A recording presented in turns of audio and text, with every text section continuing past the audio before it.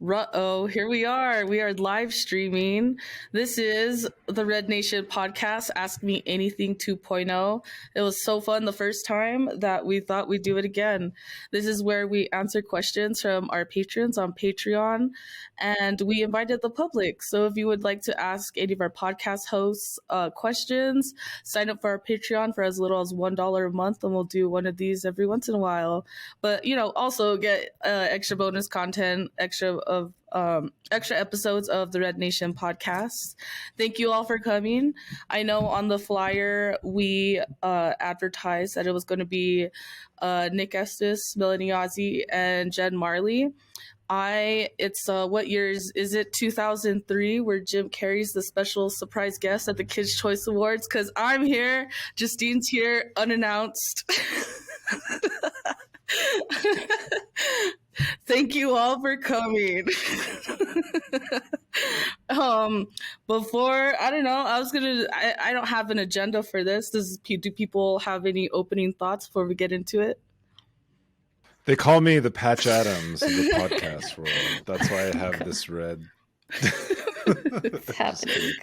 I had to bust that one out. Dad jokes. No, but the last time we did this, it was a lot of fun. We didn't have Justine or Melanie on here, but it was Jen and I. So I guess we're just gonna wait for.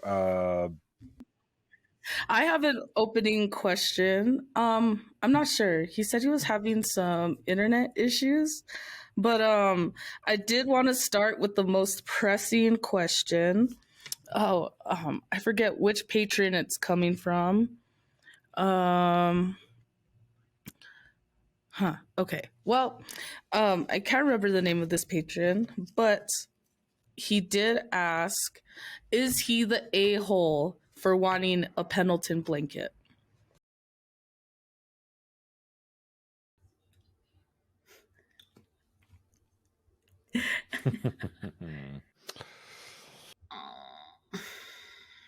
It depends on who you are.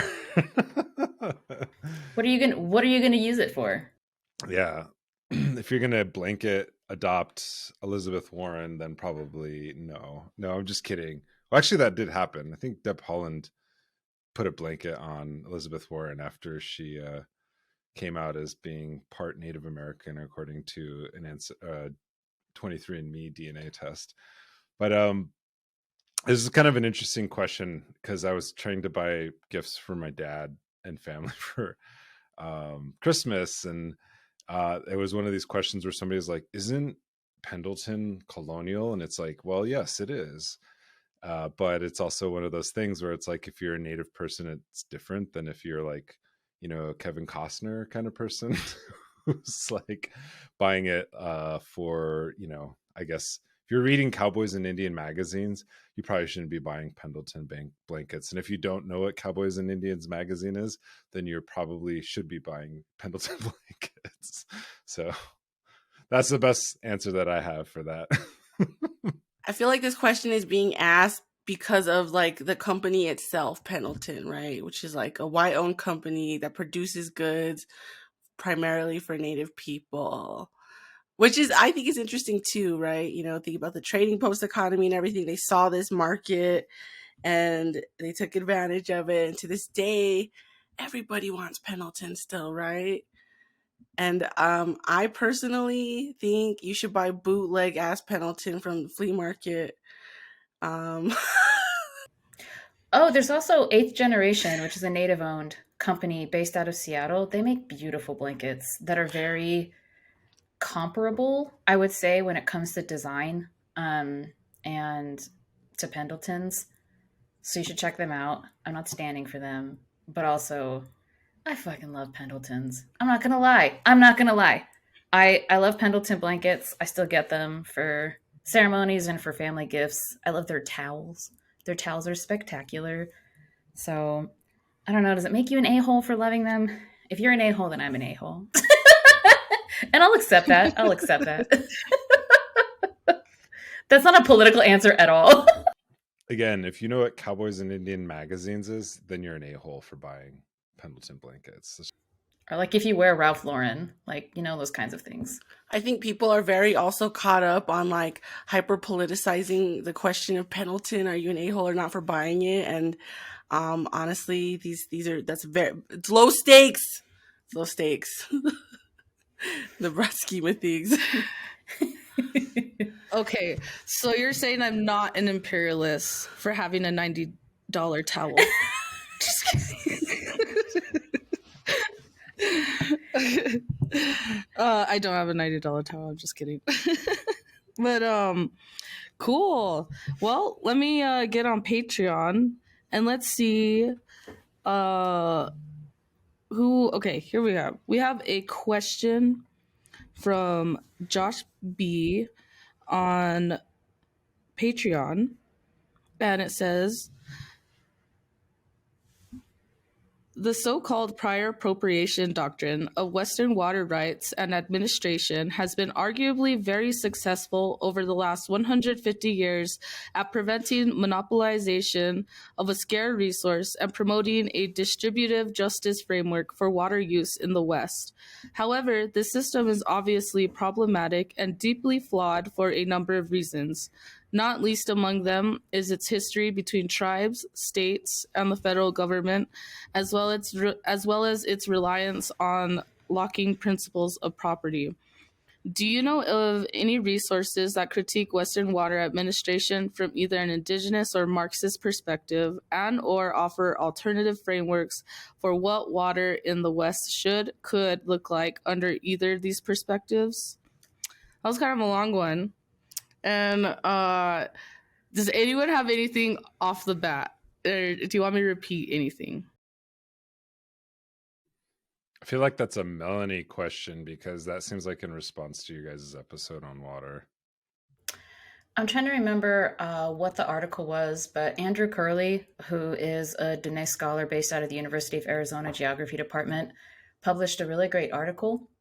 I believe I forgot the title of it. I apologize, but it was about the adjudication of the Colorado River from a Navajo perspective. I have also written about it. I published an article in 2013 in Wichazoshaw Review, which is it's called Unlimited Limitations, and Wichazoshaw is like the oldest, I think, Native Studies journal. Typically has a more political commitment when it comes to the content that's published in that. So I wrote about that in response to kind of a popular uprising in the Navajo Nation in 2012 about the Little Colorado River, the adjudication and the settlement process. And that has a strong critique of colonialism and kind of looks at water from a perspective that's advocating for Navajo sovereignty and an anti-colonial perspective. So there's that. I'm trying to think. There was one other. Sometimes High Country News publishes really good pieces, analysis about water rights and water settlements in the West. Sometimes from an Indigenous perspective, not necessarily from a Marxist perspective. That's what's coming off the top of my mind. I'm also going to be. No, go ahead. Oh, there's so it's also important to remember that not all like waterways and watersheds have been adjudicated according to this model. Like, so for example, the Missouri River Basin, most of it hasn't been adjudicated according to like the Winters Doctrine or according to quantification. And so to kind of preempt those attempts, some tribes are working to actually create what are called bioregions, which establish usage based on what Native people are actually doing. And there's been some really good work to rewrite water codes according to Indigenous values, and that's a lot of that's coming out of Wind River Reservation in Wyoming. We did an episode actually on the Missouri River Basin and the attempts to re-quantify or rewrite, I guess, RIGHT, rewrite water rights from the perspective of Indigenous people, because currently usage and quantification is based on anthropocentric models or industry-centered models. So that means that, for example, for us to be Indigenous, we need things like, other kind of species of animals such as buffalo, elk, deer, what are called wildlife, as well as our plant medicines such as cedar, sage, sweetgrass. All of those things have rights to water, just like human beings do. And we wouldn't be indigenous people if we didn't have those kind of relations to those species and those animals and plant relatives. And so what Wind River has done is actually rewritten water codes, not through the lens of a kind of tribal sovereignty framework, kind of interestingly enough, because water codes are based on, you have more power as a municipality than you do as a tribe. So Wind River actually has rewritten their water codes according to a municipality. So they had to have a public comment period, but within those water codes, they centered an indigenous rights framework that accounted for non-human life. So if you infringe upon, the water rights of plant beings or plant relatives, that's considered a violation. Or if there's an attempt at quantification, that means like, how many, like, what is the percentage of water rights according to X, Y, and Z formula? You have to add in like the rights of the plants to have water too. And this was kind of the seed for some of the conversations. We actually did a podcast episode with Faith Spotted Eagle on this particular issue, but it's kind of a more grassroots interpretation of the rights of nature movement. I think a lot of what rights of nature advocates think of, kind of like this like white liberal, nature has a right to exist in and of itself for X, Y, and Z reasons, without really considering, that there are sort of ways to integrate indigenous values and relations to things like water through kind of like Western frameworks such as like common law or just water codes in general. And I recommend people go back into the archive and look up that particular episode, because that's really what some folks are focusing on, is creating bioregions, which include kind of like I would say like a proto plurinationalism, or like an early kind of plurinationalism, because you're working with different jurisdictions, you're working with tribes, you're working with settler people, as well as you're working with Western legal frameworks that are kind of antithetical to indigenous laws and customs. Can I add one more thing to that? There's been really incredible coalition work between indigenous nations in Arizona primarily about the settlement of rights to the Colorado River, the lower Colorado River. And so tribes have come together and they've developed kind of a really powerful entity, intertribal entity, to work with other entities, whether they're parties to water, which can be, like ranchers or states or municipalities, like Nick was talking about, or federal lands and those types of things. And so kind of like the coalition that came together, the Coalition of Indigenous Nations to Protect Bears Ears, if you remember that, a handful of years ago, a kind of similar coalition has come together to protect the lower Colorado River, partly from like a cultural rights kind of perspective, meaning that the river is sacred to, many tribes in the region, but also because white tribes have been they've been denied any type of priority rights to the Colorado River, that they, have decided that coming together to wield some power in the kind of the legal process of how the water rights are settled and adjudicated is something that they've been doing quite successfully, actually, especially the nations that are in what is now southern Arizona. So that's another kind of alternative, I would say. But definitely look up like the rights of nature stuff and what mostly grassroots and I think local communities are doing with the rights of nature when it comes to water, rivers specifically. I think there's really interesting stuff happening on the ground. And just one last thing on this, because I'm actually writing a course syllabus and I'm trying to integrate this aspect without being hokey pokey, because some of this kind of sounds like a little hokey pokey. But there's I guess I encourage everyone to just read the People's Accords of Cochabamba in 2010, because that's the best model framework. That's actually kind of the paradigm shift of the rights of nature movement that has been integrated into various constitutions in Bolivia or in Ecuador, and has actually even influenced Maori struggles that have given rights to natures, also as well as like the Ganges River in India. But that's actually based from a materialist perspective, as well as integrating kind of what they call like an indigenous cosmovision. And I think that still stands today as far as like what the model people are using, even here in Minnesota, and like in northern Minnesota, like White Earth and the Line 3 struggles in Anishinaabe rights of Menomin is very much related to that rights of nature movement. But it happens through struggle, not just like, lawyers making smart arguments in the courtroom. This is actually happening because people are moving to protect water. Cool. Thanks, y'all.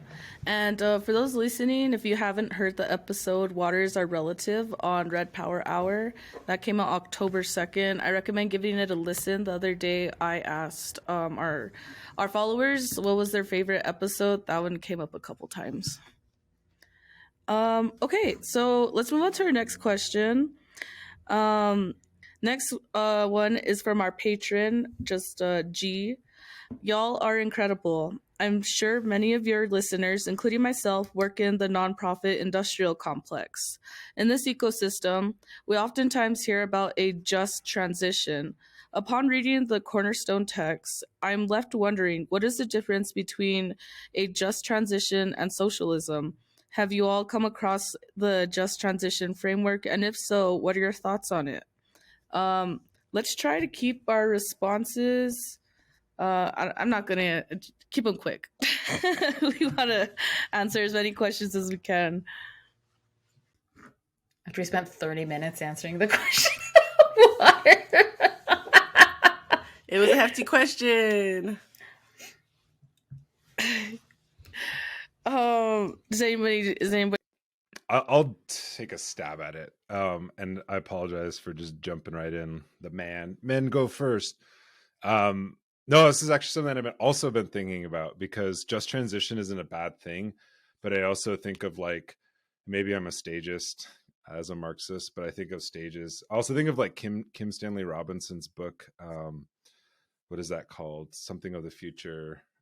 I don't know, the newest book that he came out with, but it's a very kind of like stagist argument about like addressing climate chaos. And I believe that like just transition is kind of one of those things where it's kind of like social democracy, like Brazil like can elect somebody like Lula, who appoints like environmental ministers that actually protested him in his last administration, but he appointed environmental ministers who are very social they're social democrats. Lula himself isn't a communist, he's a social democrat, right? But he can kind of usher in an era or the kind of conditions for transition that make it possible and give more room for things such as like the MST, more kind of like communist with the small c kind of movements to push for anti-capitalist or even socialist kind of futures. And so in some ways, I think socialism is a transition phase, but it's like I would say it's a higher phase than like social democracy, because social democracy is something that keeps in place that kind of capitalist marketplace to kind of invest responsibly, because that's where sadly we're in the first world, we're in this kind of like NGO world that dominates like how we view things, and people think that change can only happen through the Congress or the Senate, and that's a very slow change. But I don't even think that the just transition framework is actually feasible in this moment in time, because none of the politicians actually answer to social movements, right? And the current model of NGOs is just about advocacy. It's not about actually like change. So I'm a little bit pessimistic on that realm, but I think that there's possibility that it could change.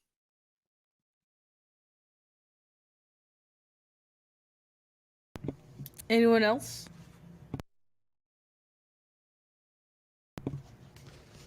All right. Thanks, Nick. Next question we have from our patron, Daniel Kahn. He asks, my sister and I have been discussing for a couple years about returning any inherited land back to the Kalapuya tribe. Do you have any tips on approaching tribes to build a relationship or start dialogues? Most tribes have a website with contact information. You could totally, like, shoot them an email, probably mail them something, maybe. They're not totally inaccessible, but yeah. Or like go to their tribal offices. Just go, like, oftentimes working with tribes, going in person is also a really good way to go, honestly. And just be just go walk up to whoever the receptionist who's going to receive you and be like, "Hey, I want to return some land to the tribe." Who do I talk to? And they'll set you in the right direction. I'm not kidding. Like, you literally could do that and it'll probably work out just fine. And then record it and we'll post it on our Twitters. Yeah, that would be dope. Yeah, I mean, like 9 times out of 10, the secretary that you're going to approach is probably going to be like the governor's like auntie or cousin or something. All right. Simple, easy. Let's do land bag. Also, cool question. Can I say something real quick? Oh, sorry.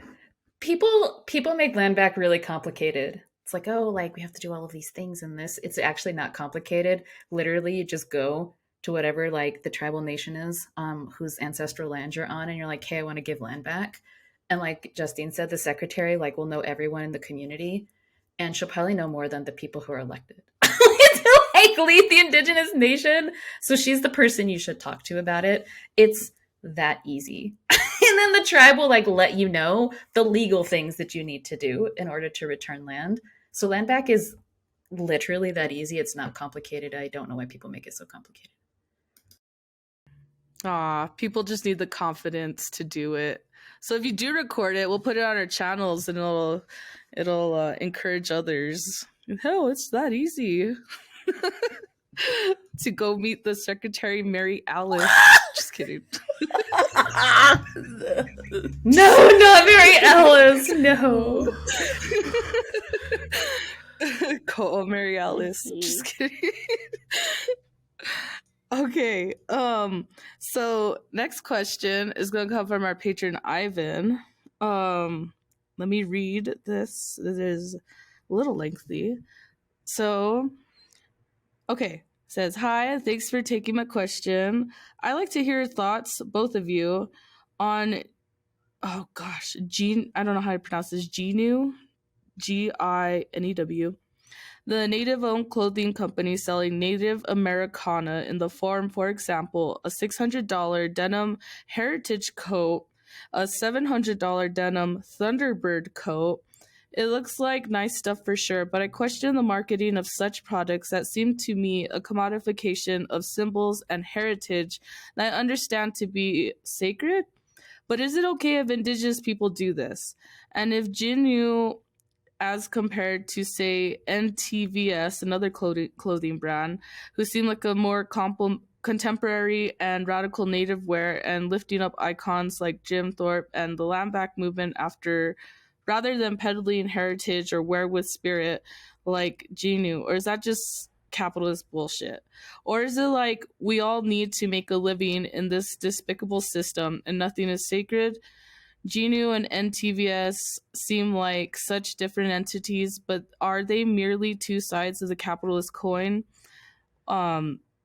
Genu seems like it's selling to white, affluent hipsters, whereas NTVS seems like it's selling more affordable gear to a more radical group.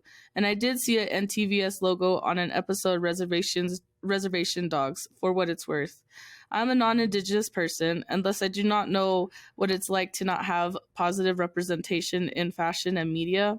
I think fashion is important, but I cringe at the thought of a $600 denim jacket infused with spirit versus, say, a $5 patch from NTVS that says Custer had it coming. Full disclosure, I purchased the latter because, well, he did. Thank you so much for your time and all that you do, Ivan. It's a pretty legit question. Here's what I say. The second your own people can't afford what you're selling, who are you doing it for? It becomes obvious. Like, it's pretty easy to tell. Yeah, I don't know. I mean, I think it's pretty obvious when stuff is being sold, like, with the intention of somebody actually, like, just trying to make a living and somebody, like, first of all, how can you establish a brand like that coming from nothing or humble roots? Like, no, nah. These are people who are appealing to a rich patronage. Because who can afford that? Who can afford $7,000 shirt or $700 shirts? Like, certainly not the average Indian. So yeah, capitalist. I think it's it's common. We're seeing the rise of native entrepreneurship, girl boss capitalism, and this is something that's always gone on. Like, this is the very nature of the Indian art industry. This isn't new. I think maybe a non-native audience is kind of seeing it for the first time. Kind of like you mentioned with things being shown in res dogs, or things kind of being more accessible. But this is how it's been for generations now, honestly. Yeah, I think it's just like being indigenous doesn't make you anti-capitalist or a good person. Like, I think that's actually racist to assume that just because it's indigenous, it's good, or like somehow sustainable. Because there are a lot of industries that indigenous communities are forced to participate in, or businesses that indigenous people have no other avenue but to participate in, like casinos and gaming, that are not good. I don't think anyone's like holding them up as like the kind of shining example, but I also just think it's like one of those things. It's like, surprise, indigenous people participate in capitalist marketplaces. Like, let's move on. Like, let's move on from that conversation, because I'm not just like somebody who's like pro-indigenous everything, because that's a very surface level of politics. And yeah, I mean, I think Jen has the best takes on those things. I don't know. I don't know what to say. I don't really like. I wish I had like some N7s or something, like Nikes, but their shoes are too narrow for my feet. It's like, you guys don't even have like flat-footed versions of these. Like, most of us are flat-footed. We got big old Indian feet. But anyways, I wish I didn't care so much about art or have takes about it. But like, yeah, no, because it is identity politics, right? That's what they're selling. The representation. It's gross. I don't care to be represented in that way. I think it's vile. But it looks like you want to say something, Melanie.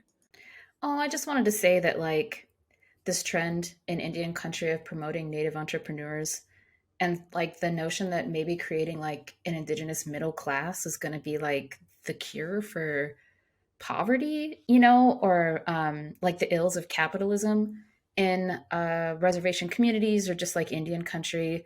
There's a profound misunderstanding of like how capitalism works with settler colonialism, that to think that class mobility is going to somehow lift us all up, like it's like the trickle down economics is it's a weird approach to economics, and it's a really I think ill-conceived, incorrect understanding of how capitalism operates.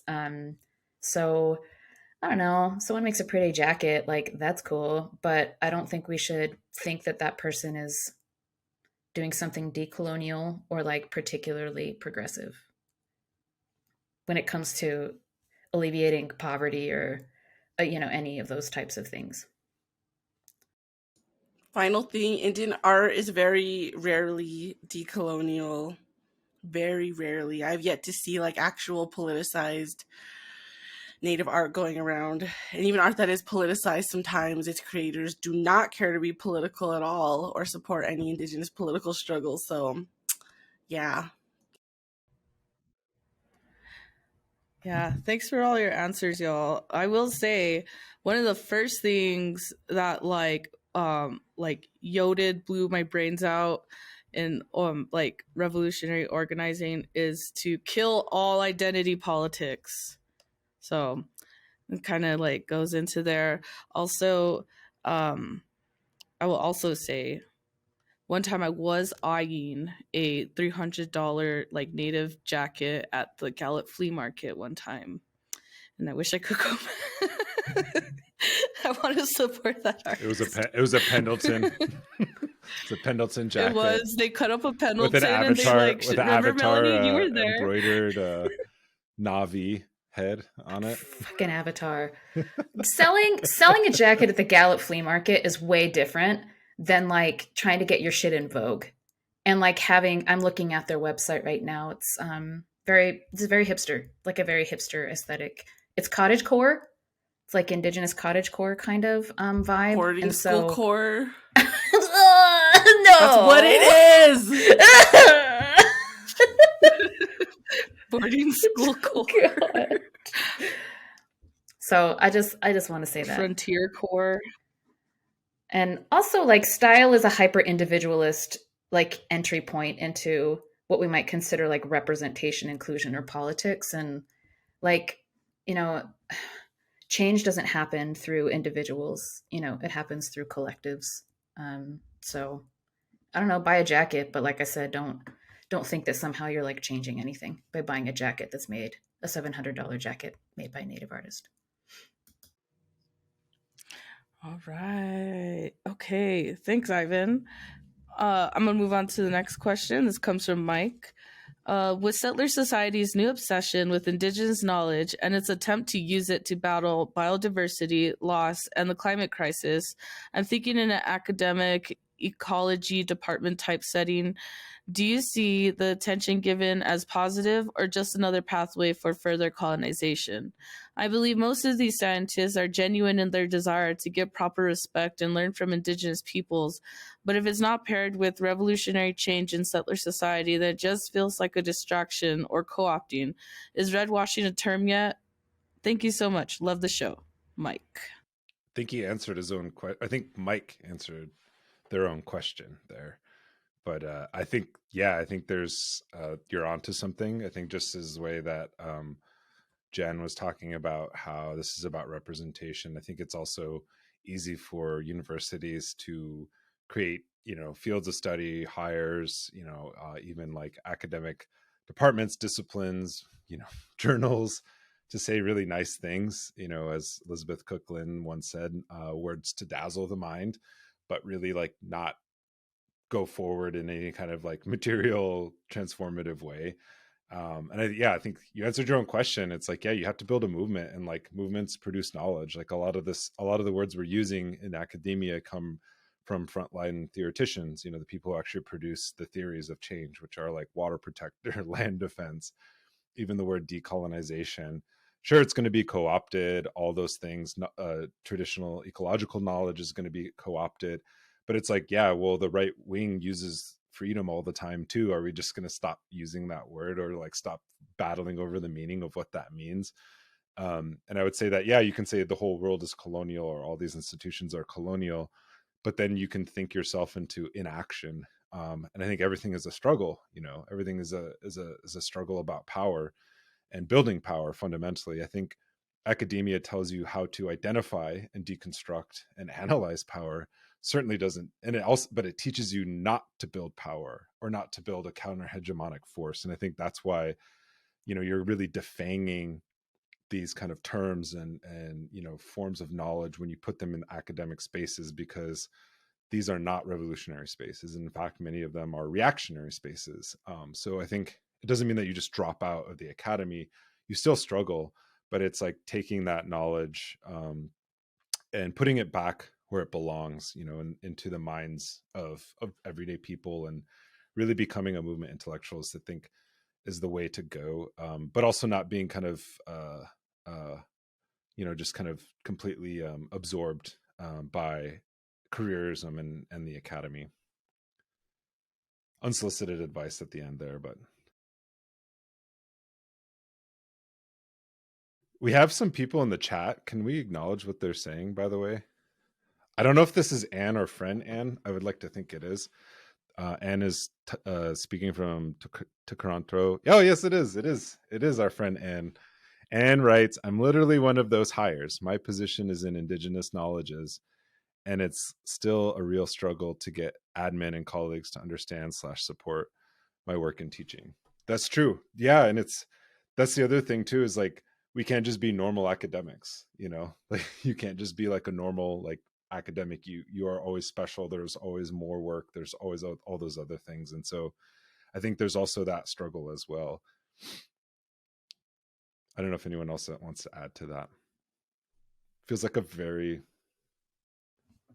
like also a question about identity politics, like when well-meaning environmentalists seek out indigenous knowledge, they're expecting to hear some kind of yoded out metaphysical, like spiritual solution or something. And when we politicize it and we remind them that it's like scientific and that it's real, they become uninterested. And especially when we mention socialism and Marxism, suddenly they're not so interested in indigenous ideas and means of way of applying our knowledge to their field. But also, redwashing is a term. It's a common thing we deal with in the academy. It sucks.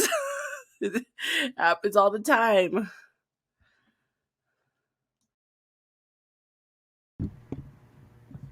Melanie, do you have anything to add? I was going to say something quippy, but I already lost my train of thought. But I don't know, like, who wants to do indigenous knowledge in the academy? Like, the indigenous people who are in the academy, like you, Anne, like me, like Nick, like Jen, like, it mostly just sucks. Honestly, it's just like a constant struggle. And it's like a struggle to nowhere to like, you know, try to assimilate these things or like make them matter in these spaces. I think instead what like Native studies programs or Indigenous studies programs, the best ones historically have done is we're here to like provide resources and opportunities for Indigenous knowledge to flourish, period. Whether it's like cultivating relationships with students or like going out into communities, publishing community-based work, right? Those types of things, the association we have with the institution and how that can help our help people, just like our people who are producing the knowledge, whether it's on the front lines of movements or just like, you know, water protectors who are just out, you know, planting rice or whatever, for example. Those folks are the ones who actually carry the knowledge and reproduce the knowledge. I think we're just here to kind of facilitate the regeneration and the reproduction of that knowledge. And for the most part, I do a lot of work keeping knowledge out of the hands of the academy, actually, just because the academy really distorts Indigenous knowledge, whether it's Indigenous knowledge that has been politicized in front lines or like language bearing knowledge, for example, or cultural practitioners. So what am I trying to say? I'm trying to say that like, unless you're just like going to do like real land back for Indigenous people and you're going to give the resources to people, Indigenous people, to like stay where they are and not have to move like across the country to some academic institution to produce knowledge, but you allow them to produce knowledge with the land itself, which is like the basis of most Indigenous knowledge. And you give land back so that Indigenous people can reproduce even more knowledge and like co-parent or like co-educate with the land, with their community, then I'm not really sure that, you know, extrapolating or extracting that knowledge from them and then putting it into some sort of like normative ecology framework is even remotely useful for anybody except the people trying to make their career off of the publishing of that knowledge. That's just true because we live in a colonial context. And so you can't ignore, you know, you can't ignore the inequity in terms of like access to resources when it comes to knowledge production.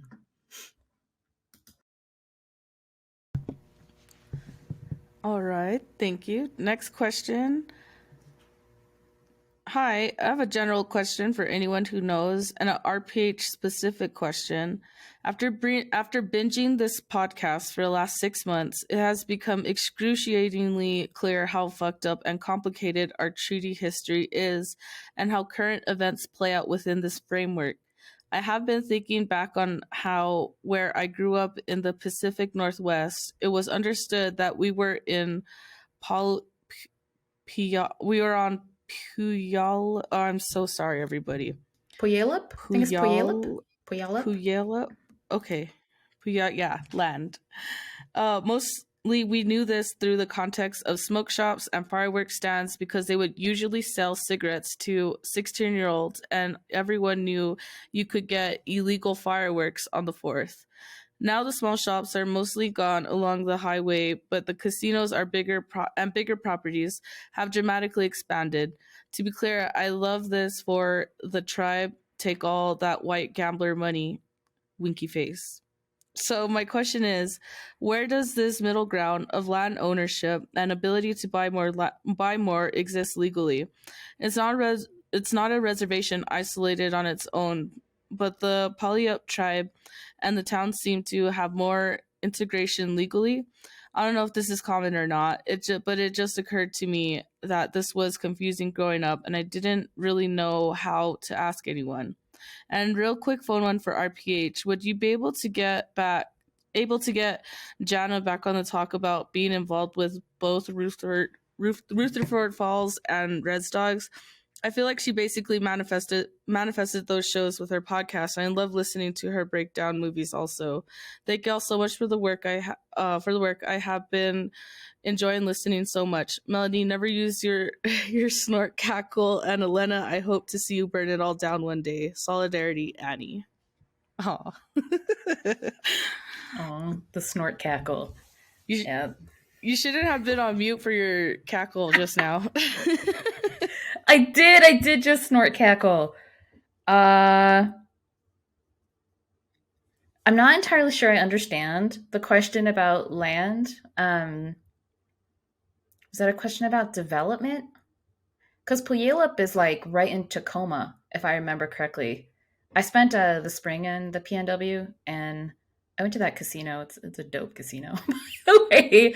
But it's like right off the interstate, and it is like right next to downtown Tacoma. I think if that's Puyallup, if I have that correct. But I guess I don't understand. Yeah, I'm rereading the question. I'm not sure I understand either because it says, where does this middle ground of land ownership and ability to buy more exist legally? It's not a reservation isolated on its own, but the Puyallup tribe and the town seem to have more integration legally. I don't know if this is common or not. It just occurred to me and this was confusing. Oh, so like the status of land that might be construed as indigenous or like under the jurisdiction of tribes, I think is what this person is asking. That is super complicated. There are lots of different categorizations of land that comprise what is known as Indian country. And sometimes tribes have had to purchase private land, and other times that land has been conferred through trust. And it's actually like super complicated. I don't know a lot about that history, and I don't know anything really about the history of Puyallup land, and how that tribe has been able to acquire land to like build on it, like the casino, for example. But I'm trying to think of like a good primer on the different definitions of land and like how land is acquired and or taken care of when it comes to Indian country. Because Indian country refers to like all of the lands essentially that quote unquote belong to or like are considered to be indigenous or like tribal nations have jurisdiction over. Nick or Jen, do you have anything better to say? Like something that's clearer than me? I guess it sounds like you're kind of looking at the way you kind of can't tell where the tribe starts and the town ends, and it is not uncommon for tribes to kind of look like that or to even develop like what would look like a town of their own, right? Like Pocky Pueblo comes to mind locally when I'm thinking about that. It's also not uncommon for a tribe to even buy a business or to own or have a business like within a town, right? And it's it's complex, the way the demarcation of land works and zoning works. Sometimes it is land the tribe bought, sometimes it's land that they want back that exists in the middle of a town maybe or a city. Sometimes it's there's so god, yeah, there's a lot. There's a lot. It could be a lot of checkerboarding in the land where little plots belong to multiple dozens of different entities. Like it's pretty complex. Yeah. Sometimes it can be like one little city block that belongs to a tribe, you know? Yeah. Santa Clara is checkerboarded with Espanola. Yeah, I just have one thing to add to that, and that was just the buying fireworks thing. It reminds me of Joe Dirt. Has anyone seen that movie? when That's Adam exactly Beach, what I thought. yeah, when That's Adam Beach Beach's plays, best character. yeah, Kicking Wing. He's like, "Hey man, you got to change your name from Kicking Wing to Kicking Ass." You're not just an Indian, you're kicking wing. All right? And one day you're going to be Kicking Wing Animal Doctor. And then you should change your name to Kicking Ass. I would. That was the best representation we've ever had in Hollywood, period. Yeah. You're gonna stand there owning a fireworks stand and tell me you don't have no whistling bungholes, no spleen splitters, whisker biscuits, honky lighters, hoosker doos, hoosker don'ts, cherry bombs, nipsey daisers, with or without the scooter stick, or one single whistling kitty chaser. So I googled it real quick. Okay. So we're okay. Next question comes from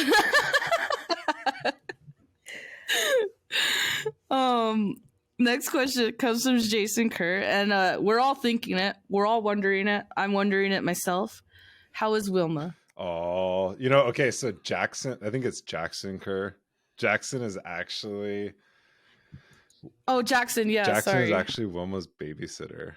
Little bit of inside information there.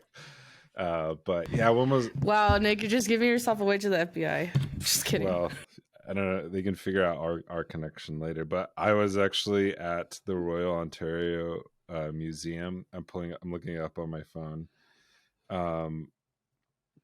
recently, and there's actually a portrait of Wilma at the ROM. I don't know if you can see this. Maybe somebody can look at it. Oh crap! It was on the last. Oh my gosh! It was on the last. Ask Me Anything. Yeah, that's her. That's Wilma. Kent Monkman did a portrait of her. Oh. And there's some buffaloes in the background. Of course. Yeah, Wilma's doing great. She's an elder now. She's got elder status. How old is she? Wheels. She's going to be 12 this coming year. How old is that in cat years? It's elder status, I think. She's elder. That's Ko'o status. I heard that when a cat is 15, it's like 75 or something. So yeah, she's getting up there. Yeah, I guess so. Aw. All right. Next question comes from Javier Gonzalez. Are you guys familiar with Indigenous Mexican President Benito Juarez? And if so, what do you think of his assimilation politics and his vision for the Mexican state relating to Indigenous peoples? Really? The first part of the question was, are you familiar? No. I'm sorry. I know of him, but I'm not an expert enough to comment on it. And I feel like this should be a show. So that's a show idea. This is something that our comrade Maida would probably have really good totally analysis of. She lives in Mexico City. We should do like a Mexican history series with Maida and some other folks, because there's several ideas related to Mexican history that people have kind of brought up already. I like Alex Avino too would be somebody we could have back. Yeah. All right. Well, thanks, Javier, for giving us some content ideas. Coming soon. Okay. Next question comes from Rose Larson. Hi. In line with Fanon, what are some areas in which you think Marxist analysis should be stretched to better theorize and account for settler colonialism? How Marxism should be stretched in theory? Is that was the question? This is a question that I've thought about quite a bit, but I think there's a lot to deal with that, and I actually think that a good place to start is to look at Empire's Tracks by Mano Karuka. He actually talks about continental imperialism and reframing settler colonialism within the framework of imperialism, because territorial annexation is a form of imperialism, as it happened with settler colonialism, because it's integrating territory into the creation of a new state.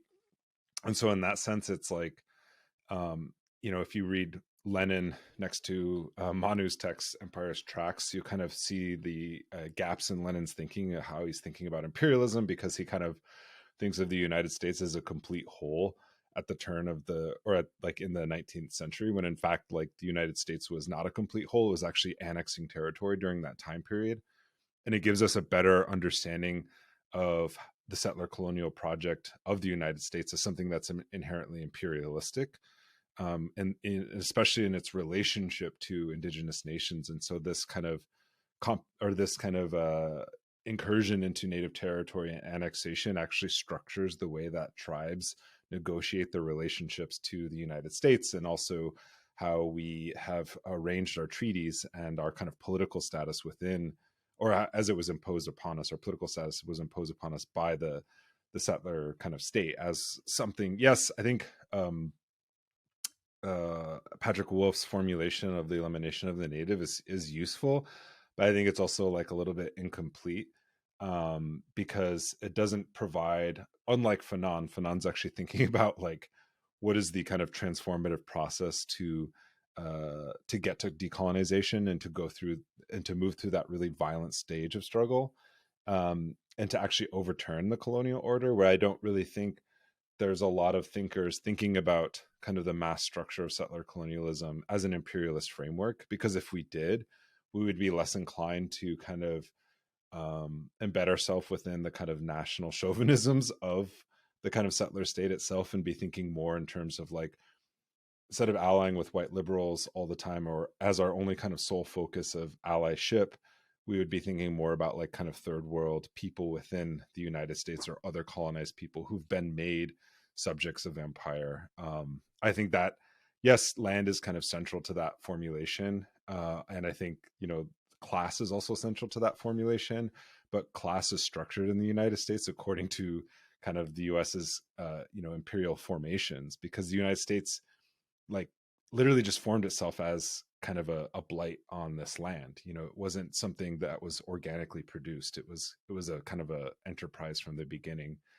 And that's the way that it kind of expanded, and has exerted dominance on the globe. And it begins here in the United States. So I think if you think about modern imperialism, you actually have to understand settler colonialism in the United States, and how it kind of structures those power dynamics, as well as class.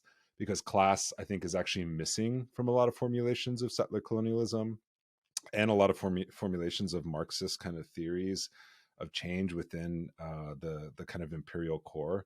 And I think the kind of linchpin of that would be talking about indigenous sovereignty from a decolonial lens. And it's hard to be like a lot of words with that, but I think there's a lot more to it that I can't answer in a short amount of time. But that's kind of my basic premise.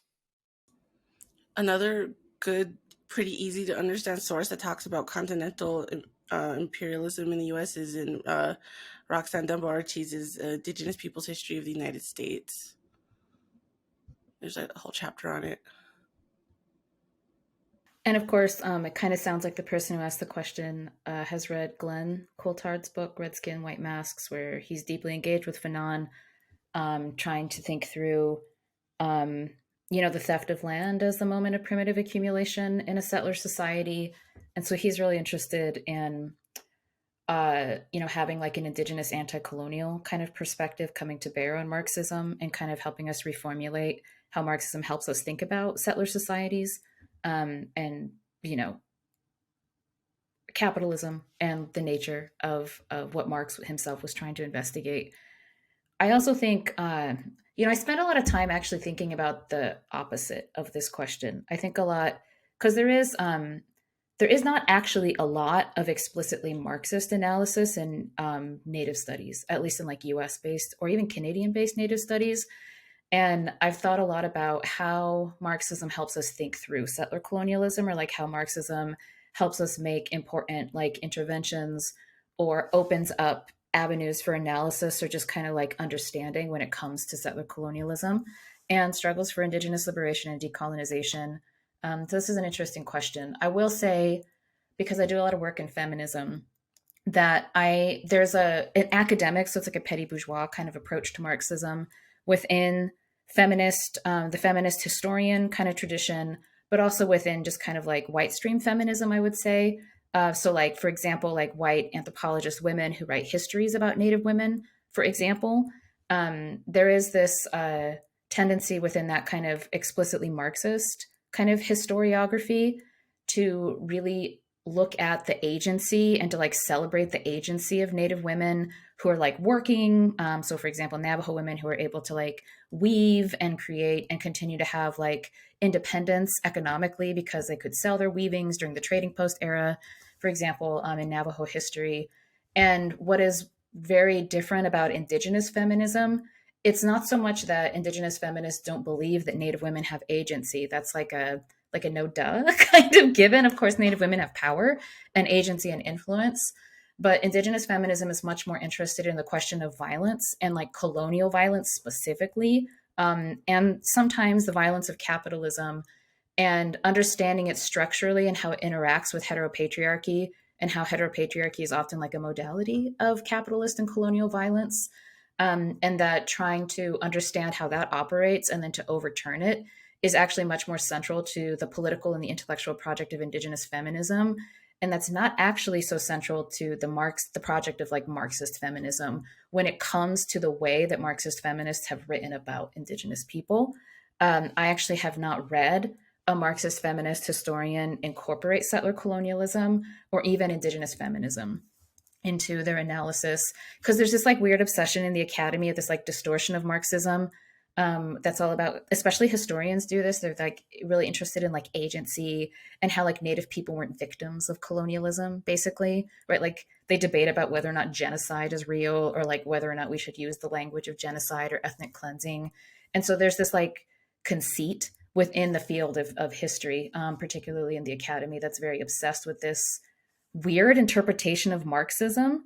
And so they often think that Native studies, and probably they would accuse Indigenous feminists of like focusing too much on like the victimization of Native women, like the MMIWG movement would be like a victimization of Native women, when in fact the centering an analysis and a strong politics on violence is quite different than a framework of victimization. So that was also long-winded, but I think a lot about Marxism, particularly in relationship to feminism.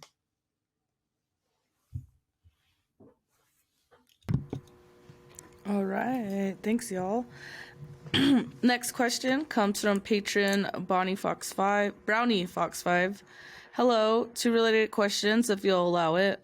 I'm going into environmental communication, and when I decided to go into that field, I felt the need to learn more about the land, how the land was stolen from Indigenous people within the United States colonial reach.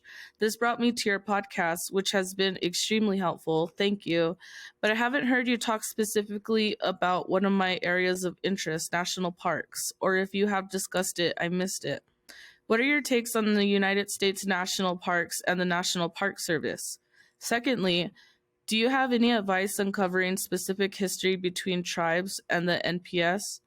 They had a direct hand in the removal and abuse of Native people, and this needs to be at the forefront of the conversation. But at best, I found no good documentation for about 10 parks out of 400 plus. It would feel inappropriate to cold call a tribe government, especially as a white guy, and the National Park Service may or may not help. Do you know how or where I can dig anything up? Thanks again. So we have done episodes. We Sorry. did, yeah. No, yeah, that's what exactly what I was gonna say. Go ahead, Jen.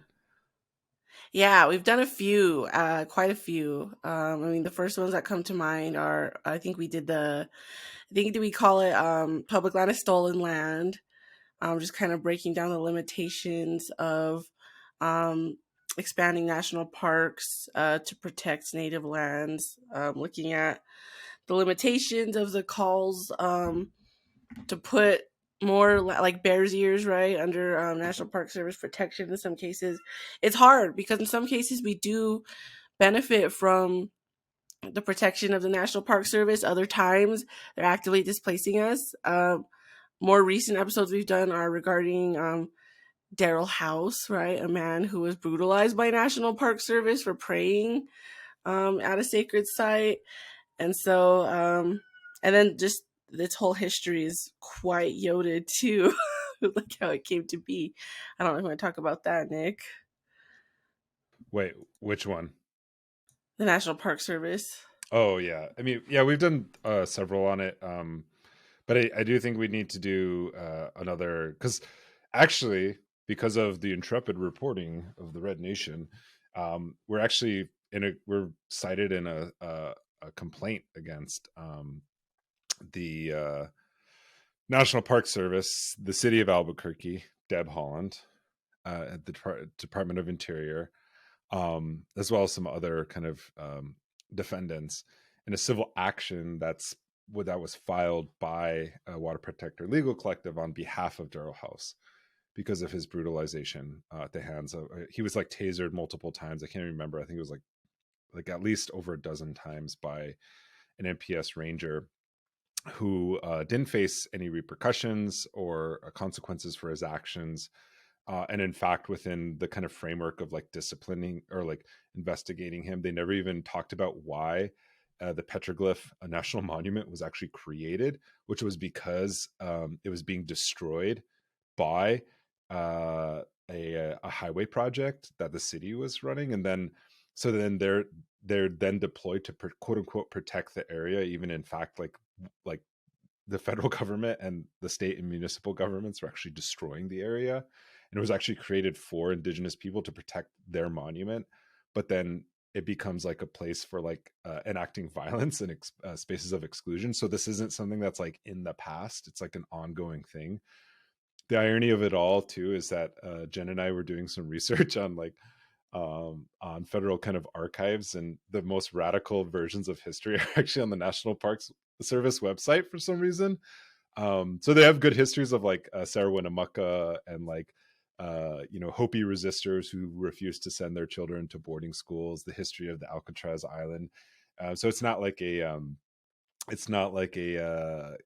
across the board kind of animus. I would just say that it's like a structural kind of thing, because even like Badlands National Park during the Trump era was like rogue tweeting against Trump himself.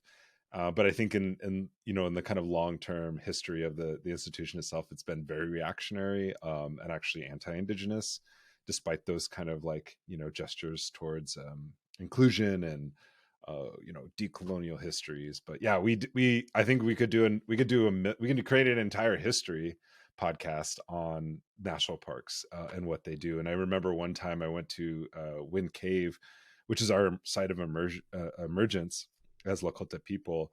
And there was a group of people there that we had brought there. And I was actually trying to do I was with this other guy named Sequoia Cross, and we were trying to do a kind of Lakota, like interpretation of their origin story. And the park ranger actually interrupted us, and she was like, I have to tell the official version, the park narrative version, before you guys tell your origin stories.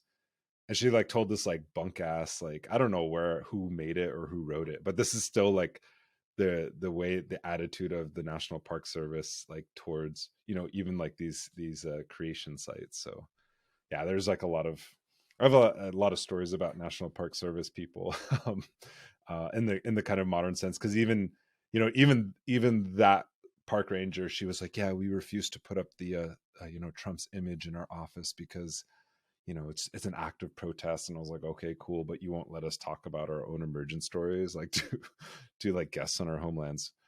So yeah, what progress has been made? Can I just add that, like, oh God, it's infuriating going to national parks as a Native person, because if you go into the gift shops, the kind of crap they sell there, like the popular histories, it's just a bunch of settler nonsense about like that's part of like the tradition of Western history.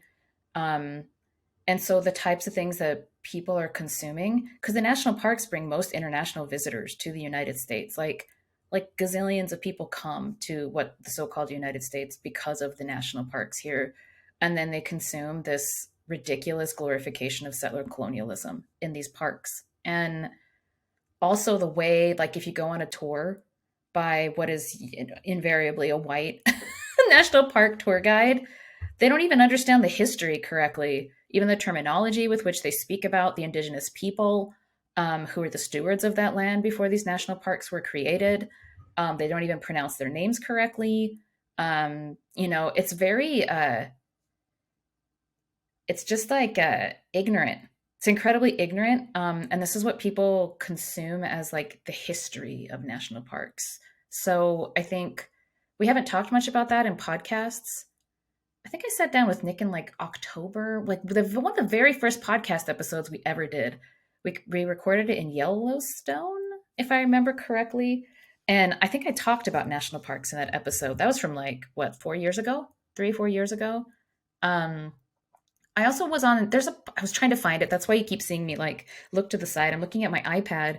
There's a new podcast of these two people who are doing this, like the whole podcast is a critique of national parks. And I did an interview for them and now I can't find it. And I don't remember the name of the podcast, but like the entire premise of the podcast is like critiquing the racism that's inherent to the national parks and like settler colonial, the normalization of settler colonialism and those things. So if I find that while we're still talking, I'll give that here for folks to listen to. Just real quickly too, I want to I want to read something from our comrade Mayra, who is responding to the question about Benito Juarez. She writes, regarding Benito Juarez, the main issue with him is that even though he was indigenous and made important changes as president to confiscate land away from the church's main 3 ecclesiastic orders brought to Mexico during Spanish colonization, is that he was a Mason from the Rito Nacional Masonico in Mexico, mainly liberal, all men, and all men are equal ideology that permeated his politics. Masons in Mexico are a heritage of that period of the first empire of independent Mexico. So it sounds like an interesting dude that we should learn more about and have a podcast about.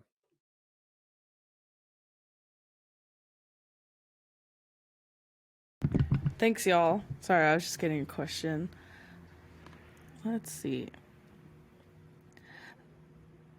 So, next question comes from Berathan on Patreon. Hi, friends. 2 potential questions. What are your favorite indigenous media about culture and liberation? And also, what are your thoughts on the Tamil genocide in Sri Lanka and the struggle for liberation in Tamil Eelam, as well as impunity of Sinhala Buddhist chauvinism? Sorry if I mispronounced any of those words. Who's that question from?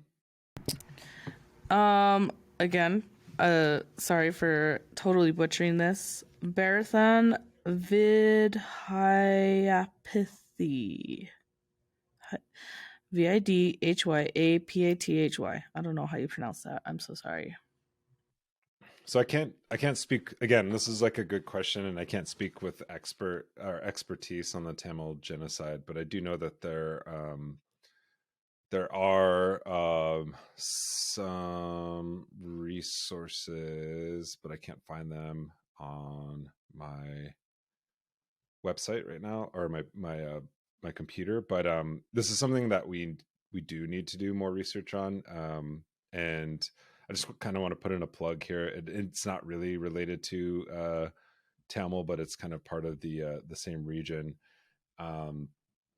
But there is, we are planning a podcast to kind of explore the emerging conversations from Adivasi movements in the subcontinent right now, which, you say Adivasi, and that's kind of just a broad blanket term that doesn't really get to the specificity of histories of, the hundreds, if not thousands, of different indigenous peoples in that region. So we're going to have like a one-on-one conversation this spring, podcast episode actually hosted by Adivasi activists and scholars. So that's something we're working on right now. But again, like that, that's specific to that region, and we do need to do more kind of research on the Tamil genocide. But I do know some really awesome Tamil organizers. that's all I know. I mean, they're here. They're like really amazing labor organizers.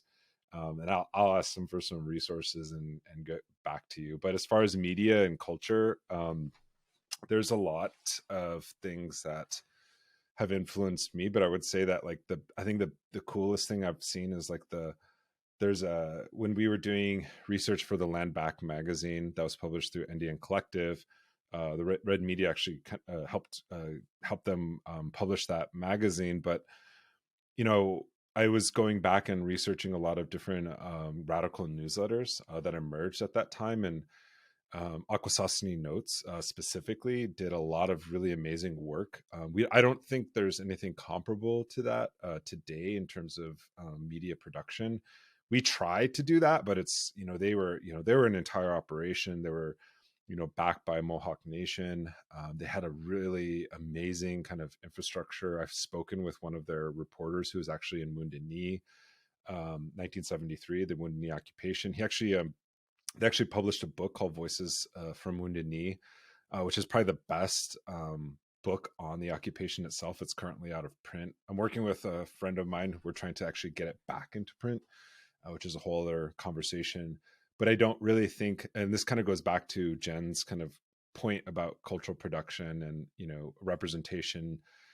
I don't really see that kind of grounded radicalness. Sure, there's a lot of like radical indigenous, motifs and symbols out there, but that kind of radical groundedness in a broad kind of widespread movement sense that's producing these, material for and about, Native movements, but also materials to produce confidence in Native people to actually struggle against their colonizer. And I think that's, it's not to like glorify or create an exception of a certain time period of the Red Power movement, but I just don't think that, we have those kinds of things today. We have a lot of newspapers, we have local newspapers, we have radio stations, we have podcasts, but we don't really have anything that's really like on the edge like that, that's really pushing it to that level. And I always, that's where I draw my inspiration from, is like Akwesasne Notes and those old radical newspapers from the 60s, the 70s, and the 80s. So next one comes from John Fries. What is your opinion about the work of Frank Waters, in particular, The Masked Gods, Navajo and Pueblo Ceremonialism, Book of the Hopi, and The Man Who Killed the Deer? Lightning round, shoot. I don't know who this is, but I'm about to. This sounds crazy. Frank, what? Is that who? Is that the fool that the Waters Room is named after at UNM? I think so.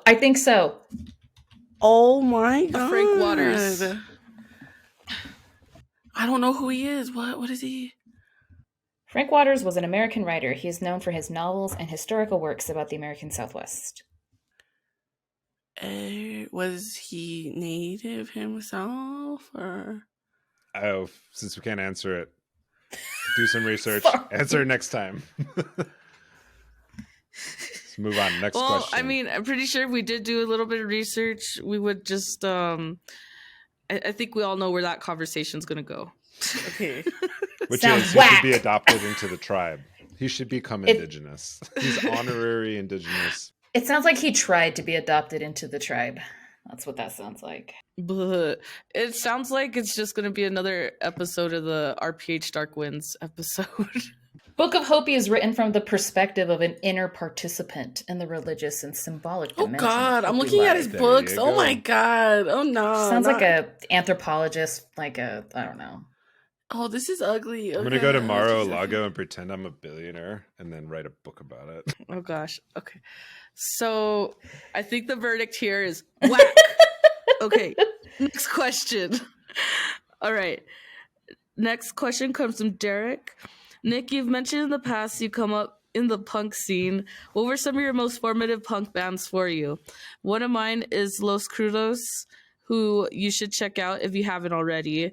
We're a Spanish language punk band from Pilsen, a Mexican neighborhood in Chicago that is well known for mounting a militant resistance to encroaching gentrification. Los Crudos has songs about this, as well as U.S. imperialism and many other subjects, and I think you enjoy them. Nick, you better check them out. Yeah, I will check them out for sure. Some of the bands that I grew up listening to are like the obvious ones, like NoFX, Rancid. I really liked Rancid. I really liked NoFX, and like especially around the kind of anti-war movement.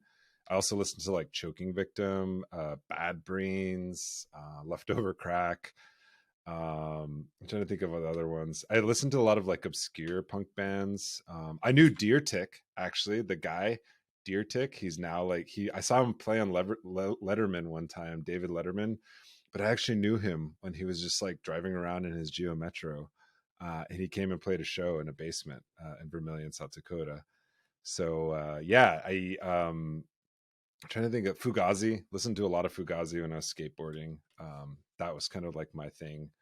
And was there another part to that question, or that was it? Punk bands. No, pretty much. I think you pretty much covered the question. Just also be sure to check out Los Crudos. I kind of want to check them out too.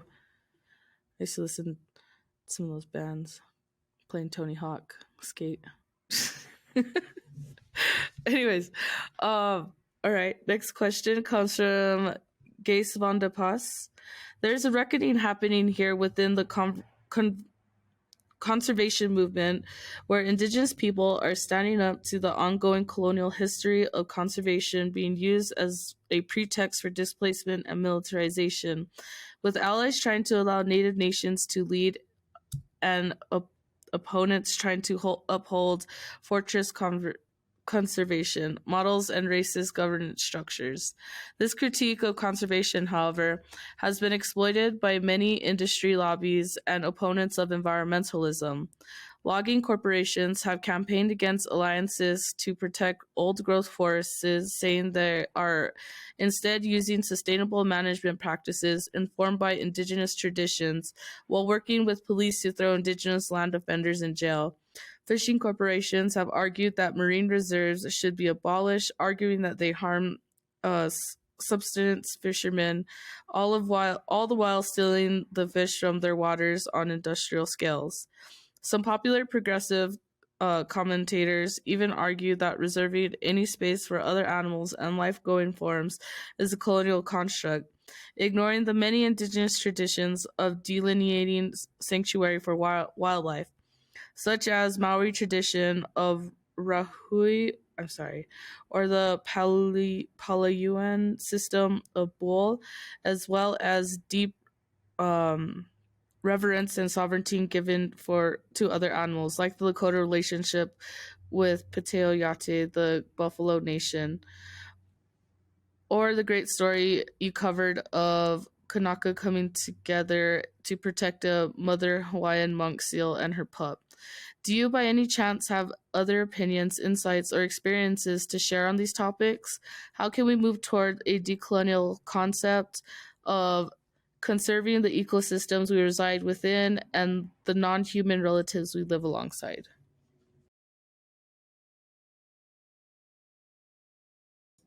I feel like we talk about this a lot and give many examples. The Red Deal, the show.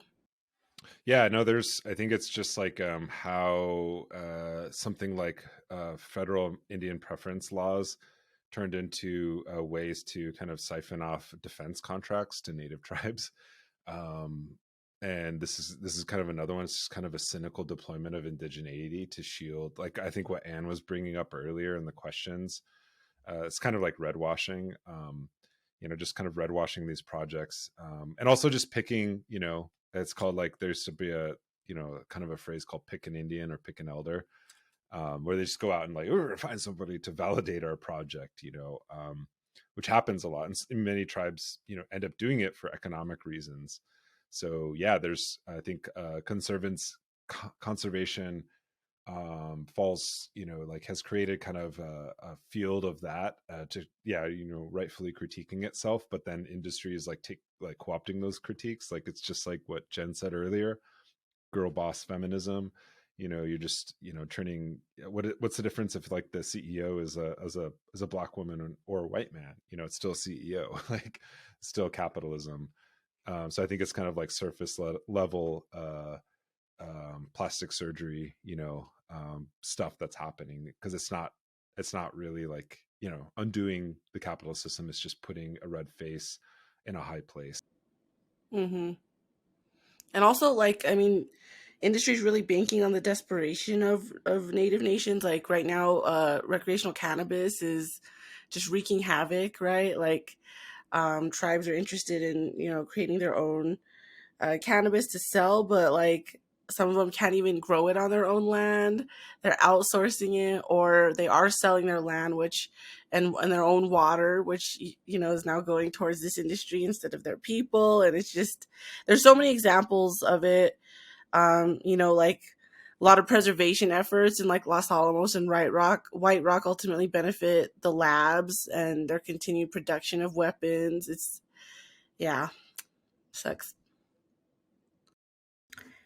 I'll say one thing. I think the best book that engages with conservation in all of its facets from an Indigenous perspective is actually Dina Hillia Whitaker's book, As Long as the Grass Grows. So I'd recommend you read that book. You know, there's a longstanding Indigenous critique of conservationism, right? And it's very close ties to white settler colonialism, especially in the American West. And she talks about that in the book. But the co-optation of indigeneity, you know, for corporate means, I think is something else she engages with. So Dina Hillia Whitaker, As Long as the Grass Grows. As long as grass grows. Awesome. Thanks, y'all. Next question comes from Leah. If you were a Pokemon trainer, what Pokemon type would you specialize in? Grass, fire, dragon, dog, cat, horse themed. Or if the Red Nation was a band, what roles or instruments would you play? Let's pick one question or the other. Pokemon question or band question? About the Pokemon. I don't know anything about Pokemon. You're asking Only the wrong Nick Red knows Nation about people. Pokemon. Like Bulbasaur. Demetrius would know. I'm Bulbasaur. Grass. I was gonna say Bulbasaur. Dang it! All right. Well, Let's There go are to the other Red band. Nation people who could answer that Pokemon question. Just not. Well, you guys can answer the band one. I think I always wanted a Charizard. If I was Who's the Iranian Pokemon Okay. scene?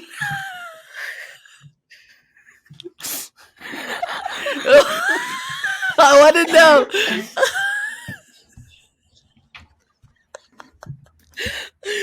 No. he got sanctioned. It's so ridiculous. All right, Red Nation band. Who in Red Nation is the lead singer, lead vocals? I don't think any of us can sing. No, Melanie can sing. You're like a trained singer.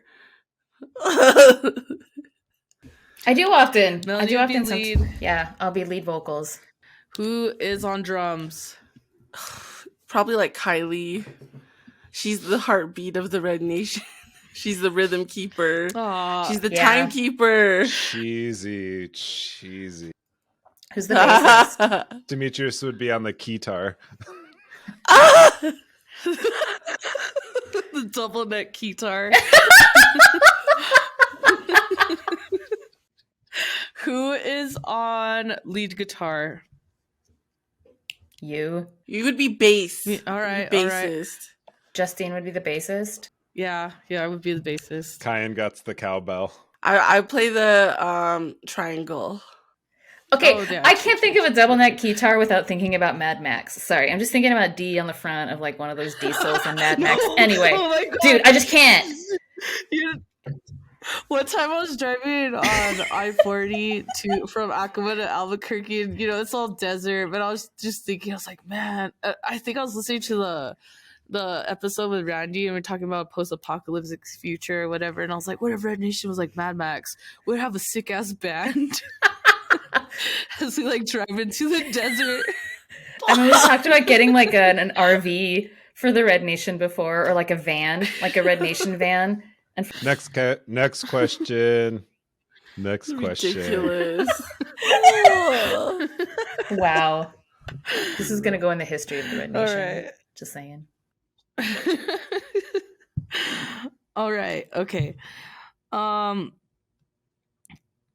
So let's see. Next question comes from Aram Ronaldo again. He says, I got to listen to an episode I missed earlier in the year with Adnan Hussein, Holy Crusaders. I wasn't expecting to have lots of mind-blowing tidbits like the Geonese debauchery info that led to further global debaucheries timelines. Anyways, somewhere in there, you all mentioned COINTELPRO and spies inside the orgs, and it got me thinking, do you have any tips of checking for spies in our organizing circles? or dead giveaways when spotting them. Of course, I'm just a penny pinching MTA. Oh gosh, I'm sorry. My throat's really dry from all the like. Hold on. Well, we can answer the first part of that question while Justine. Are you okay? Yeah, I'm gonna be here dying real quick. No. It's the heaters. Air's so dry. No. Well, yeah, that one's a. We're not going to reveal trade secrets. It's pretty okay. So we had a short brief series called Yoded, and I read a lot on this COINTELPRO stuff, and I will say that there's some telltale signs out there that you can find. I think one of them is just like people who are constantly pushing for like really kind of extreme ideology tend to, or extreme actions, I should say, and extreme ideology. I think if you read a lot of the 9/11, or not the 9/11, the Homeland Security reports that came out that profiled specifically Muslim communities, you'll find a lot of information about the tactics that are employed, meaning that it's not really like kind of like a coherent system other than to just discredit people and communities. And I think that the recent Twitter files that have been published online also reveal like what everyone already knew, that Twitter is basically an op that works hand in hand with the FBI to silence, repress, discredit, and malign left and anti-imperialist voices.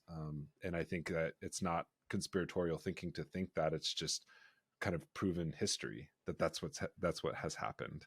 I don't know if anyone else wants to add anything about that. Yeah, I mean, they're betting on us being paranoid and bad jacketing each other. That's ultimately what makes this shit so effective. And so going around publicly on the hunt for whoever you think is going to be a Fed is probably going to work more in the favor of an op meant to destroy a movement than it is protecting it. I mean, this doesn't actually come out of a place of paranoia. I think it's just maybe like good sense, good common sense when you do organizing.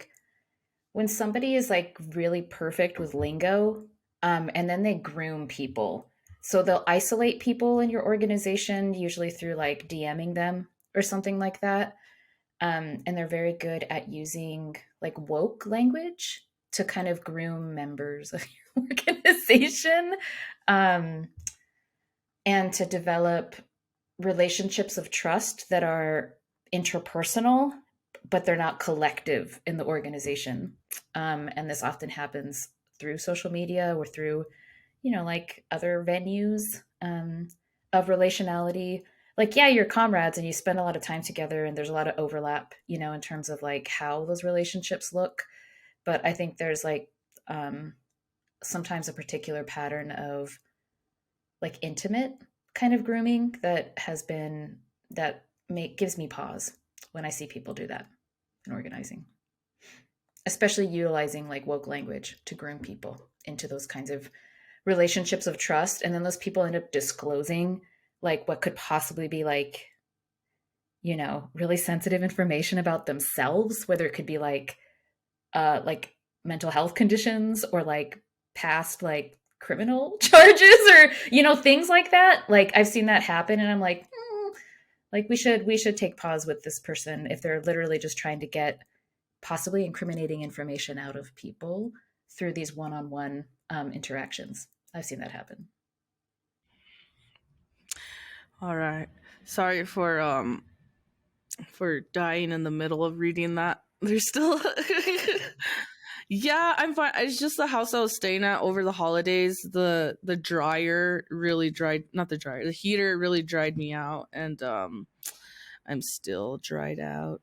Anyways, to finish what he wrote, of course, I'm just a penny pinching MTA fair affairs anti-capitalist artivist, not with much to gain or lose in community organizing.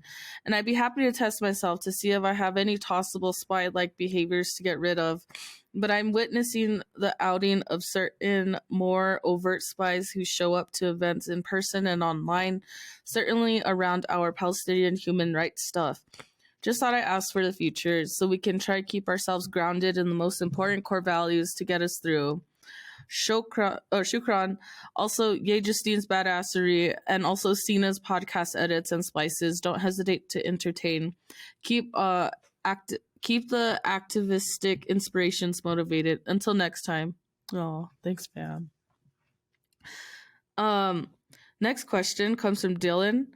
What are the key subjects and issues what key subjects / issues should budding Native studies programs around the country be sure to include and teach?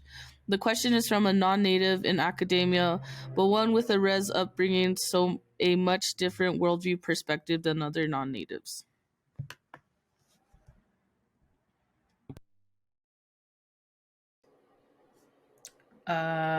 Treaties.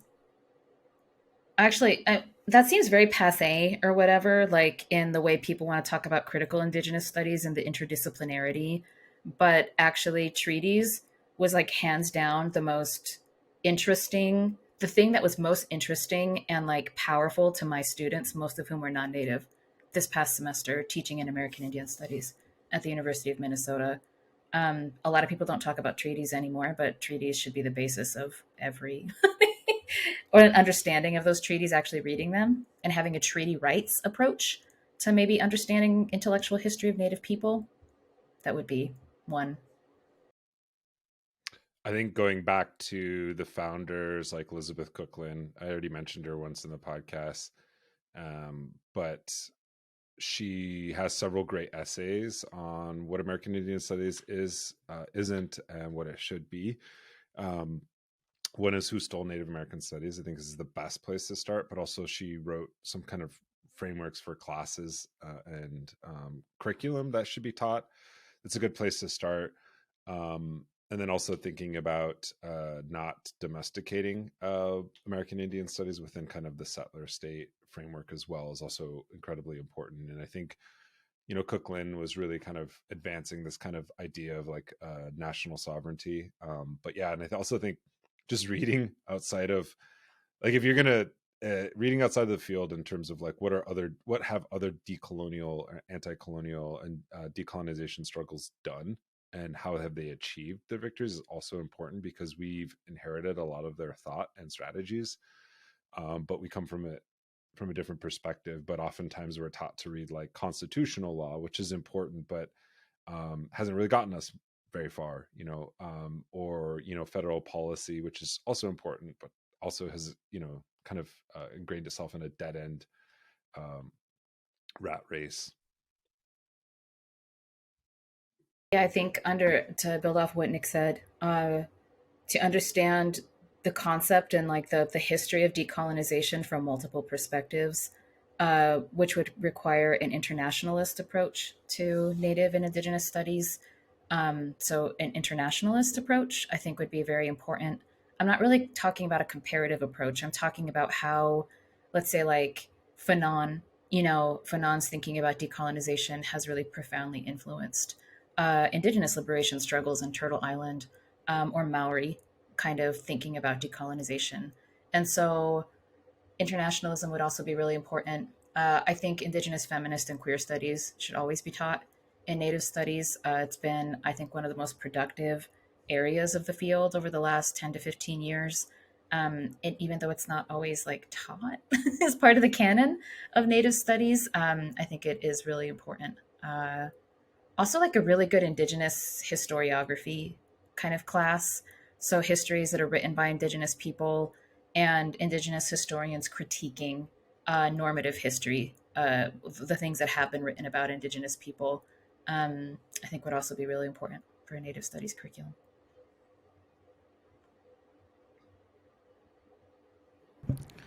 All right. Thanks, y'all. Next question comes from Shelby Cole. I read and loved Night of the Living Res by Morgan Talty this year. It was weird hearing how it was marketed as horror, since it's really a collection of short stories about one's family life on the Pino Boscott Reservation. I'm so sorry this entire podcast for how I can't Penobscot? pronounce things. Anyways, Penobscot. Yes, thank you. It's weird to me that Native stories are labeled as horror. From the point of view of an avid horror reader, there was no horror elements. The horror was living as a Native person on the reservation. The horror was living in Native skin, dealing with drug use, trauma, violence, racism, sexual violence, poverty, alcoholism, and all the rest. I am not sure how I feel about our stories being advertised to a white audience as horror. On one hand, maybe it'll reveal that the horror is colonialism, but on the other, there's nothing inherently horrific about Native people or our stories. The horror is white people. So why should our stories be labeled as horror, especially when white people are doing the labeling and not us? I've been thinking about this for months and would love to hear what y'all think if you have time. Smiley face. This is really interesting. This is I think kind of like an extension of the conversation we had with Kaylee Simmons on horror, where in one regard, like with the Halloween episode too, like it is important to name settler colonialism as the horror, right? It's important to name that, but like I don't know about what I haven't heard of what you mentioned, but yeah, I think it is interesting to see how non-native folks might label something like that.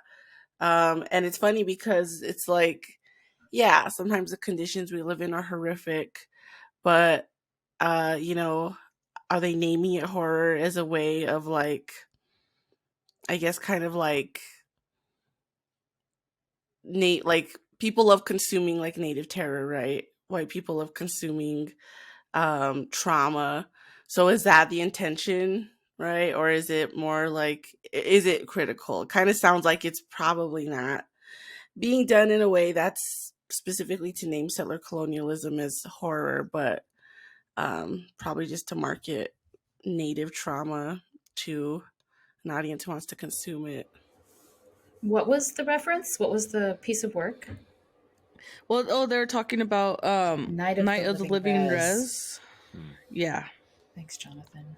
Well, I have one By comment on Morgan it, Talty. and it's just more so like repeating what we've already said on this podcast, which is like if you go back, I always go back to Halloween because it's the capital volume 1 of our generation. Just kidding.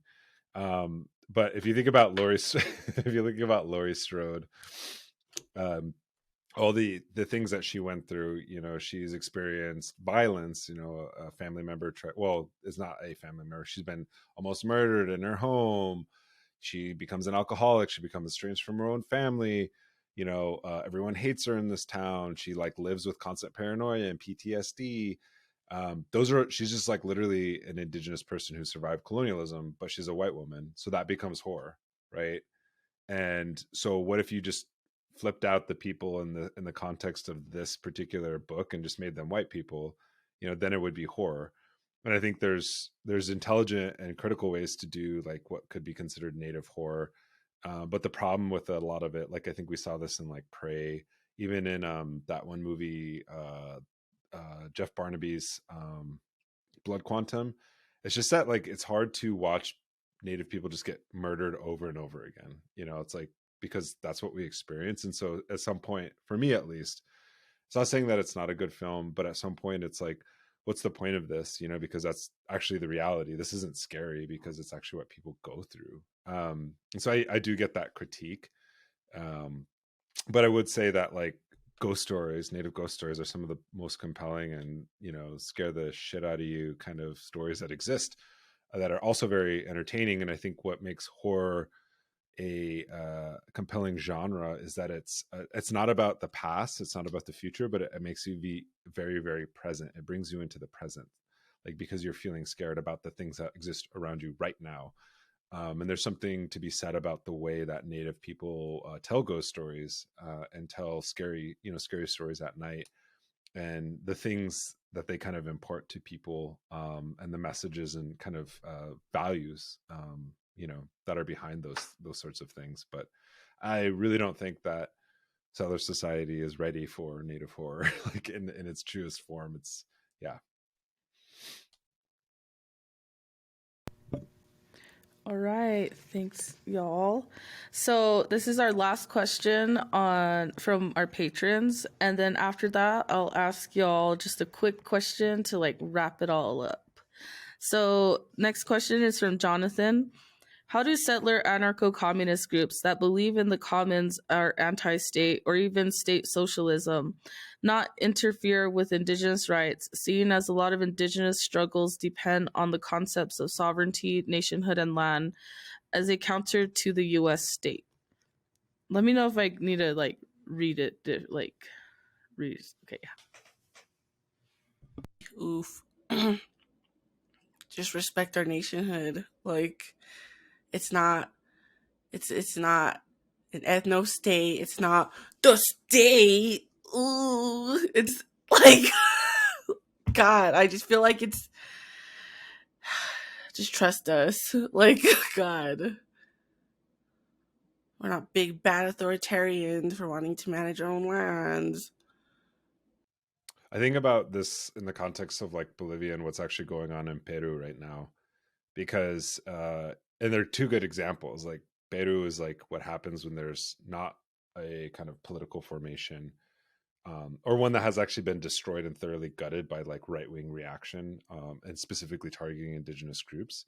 And then what's happened in Bolivia, where the movement towards socialism has actually projected a kind of multi national or plurinational, I shouldn't say multinational, plurinational kind of project, because when you are part of an oppressed national minority like indigenous people are in the United States, Canada, Mexico, and elsewhere, the tendency is towards, oftentimes can be towards separatism, to like remove oneself from the larger kind of political project of the state, which is actually what we have experienced in the past, especially when that state is like settler colonial in the nature of the kind of like Western liberal state that we're kind of confronted with. But the movement towards socialism made its aims specific and said, instead of being 36 different nations, we could become one movement, that argued for a plurinational society or a pluralistic society, one that kind of respected the differences.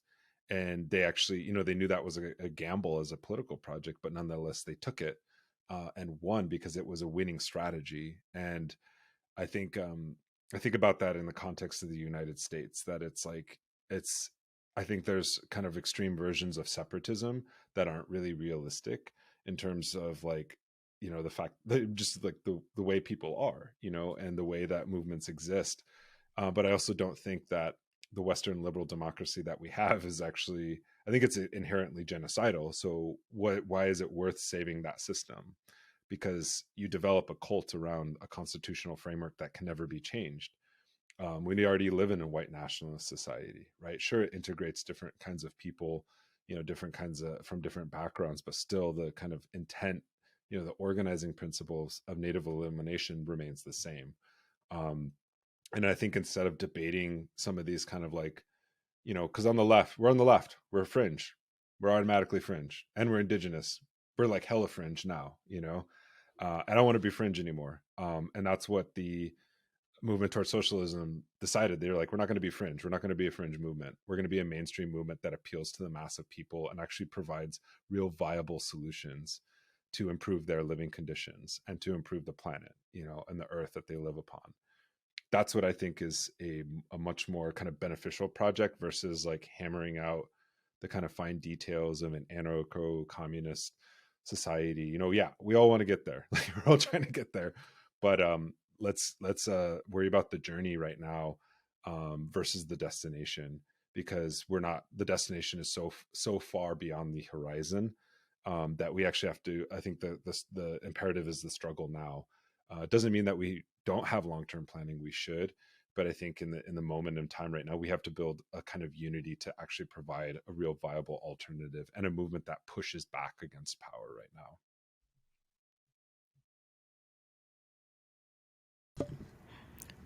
now. Thank you. Melanie, did you have anything?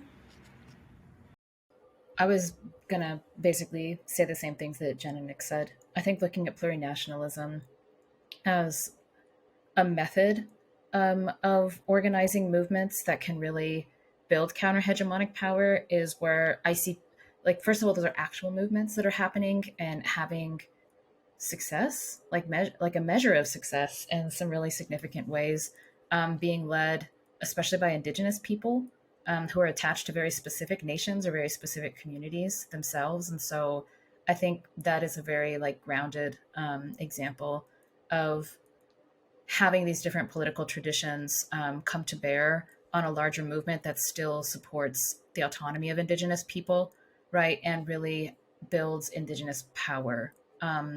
Not and that it is not done outside of a state system necessarily either. It's, you know, it's a complicated experiment and an approach and a project for revolution, but it is one that's real, and like I said, it's really compelling. Is compelling. I think a lot of sometimes when we talk about these things, they're kind of, we talk about them in the abstract, like the thing, like Nick said, the horizon that's like a long ways away. I sometimes do this as an intellectual. I think about things, politics in the abstract, and I'm much more interested these days in looking at what people are actually doing. I think engaging the contradictions, really, right, and working through it together in a really democratic way, actually. All right. Thanks, y'all. Thank you so much for attending our Ask Me Anything part 2 for our patrons. Questions our patrons get to ask our podcast hosts for being a patron. Last question, if all of y'all could answer in a minute or less, what do you want to tell our patrons? Do you have any special messages or anything you want to let our patrons know on Patreon? I guess. Go, Go ahead, Jen. Mel. I just want to say thank you. Same. Like, for real. Like, yeah, y'all are the reason we can do anything. Like, definitely a very big part of it. Yeah, I mean, the money that the funding that comes in through our Patreon employs a bunch of Resi Red Proles and an Iranian producer. This one called Canada. But no, but seriously though, like, these are like folks who don't have any formal education in media. Like, actually none of us have that, actually. And so really what Red Media, like, you help to like help people who live out on the res, like Justine, you know, do this incredible work. So it's like you're literally helping people like survive, and we're building a community of young like native creatives here that would never get this opportunity otherwise in a capitalist society. So thank you so much for like believing in us and giving us the chance to just, I don't know, to mess up sometimes, but to like, yeah, there's a lot of heart. There's a lot of heart in this project. Yeah, like kind of building off of my last answer for the question that we had. We are on the fringe, like as leftists and as indigenous people, and the point is not to be on the fringe. The point is to create community and to expand the reach and influence of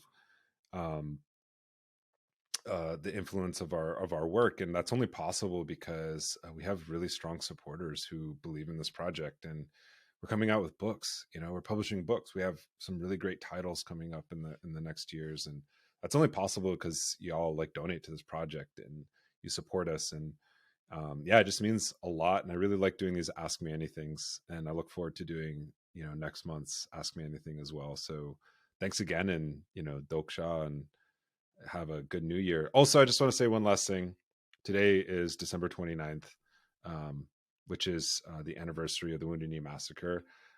There are, the Bigfoot riders have come into, Wounded Knee, and then there's runners that go to Pine Ridge.